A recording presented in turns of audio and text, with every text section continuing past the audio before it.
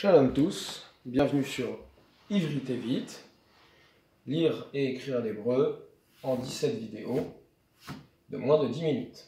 Dans cette vidéo, nous verrons le tzadik et le kouf. En minuscule, le tzadik s'écrit comme cela, alors qu'en majuscule, il s'écrit comme cela. Le kouf s'écrit de la même façon, en minuscule et en majuscule.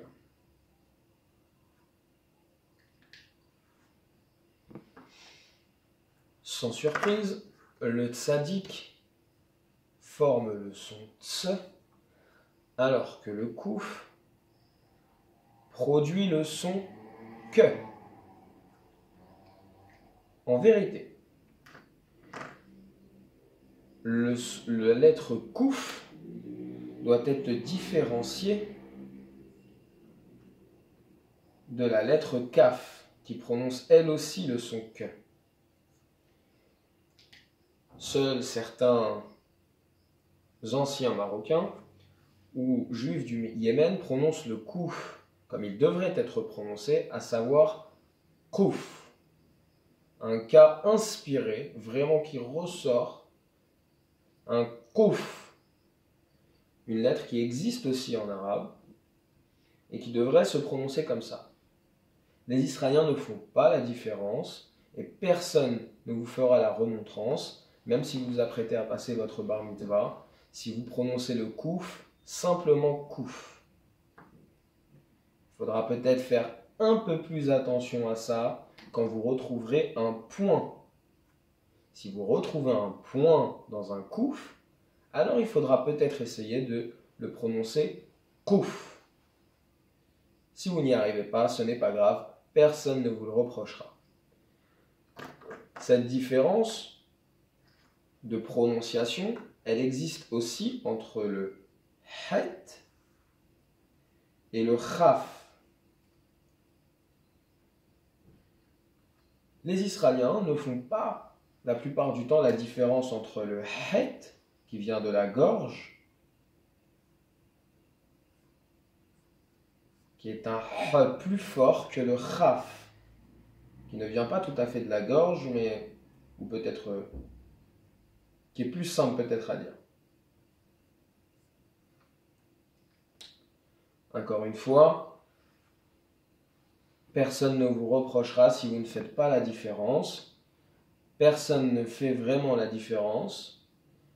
Si vous écoutez par exemple Itzik Kala, un chanteur israélien, vous entendrez dans ses chansons qu'il fait la différence entre le het de chokhma, par exemple le mot chokhma, qui veut dire intelligence, se prononce ch,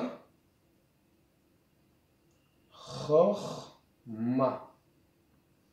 Et donc il se dirait chokhma. Mais si vous dites chokhma, personne ne vous le reprochera. De même, d'autres différences existent entre le aleph pour dire et, le aïn pour dire ae et le he pour dire he. Il y a bien une différence entre le a et le ha. Cette différence est peut-être plus facile à faire, mais encore une fois, dans le langage courant, on ne fait pas vraiment la différence. On ne dira pas souvent, on ne prononcera pas souvent la différence. Dans certains mots, si comme ahava, qui veut dire l'amour, mais la plupart du temps, vous entendrez les gens dire ani orev ahava, et ne pas prononcer le he, ce qui peut parfois poser des petits problèmes pour écrire le mot. En tout cas, ne vous inquiétez pas, ce ne sont pas de grandes problématiques qui vous rendront incompréhensibles auprès d'un Israélien. Le tzadik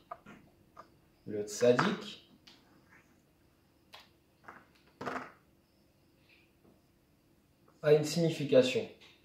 c'est à la fois le nom de la lettre, mais c'est aussi le nom qu'on attribue à des gens qui sont sages. La sagesse, quelqu'un qui est sage, on dit de lui qu'il est un tzaddik. Si vous êtes un peu friand de philosophie, on pourrait dire que le tzaddik, c'est plus ou moins le surhomme de Nietzsche. En tout cas, le tzaddik, on sait l'écrire à présent. Il s'écrira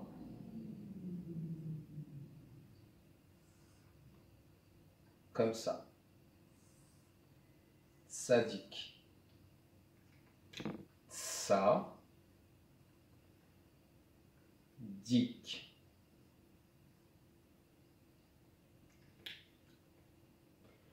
Vous pourriez aussi écrire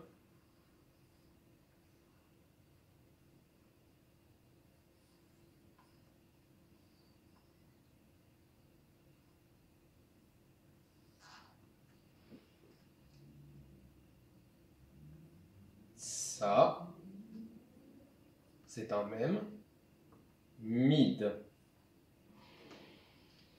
qui veut dire un bracelet.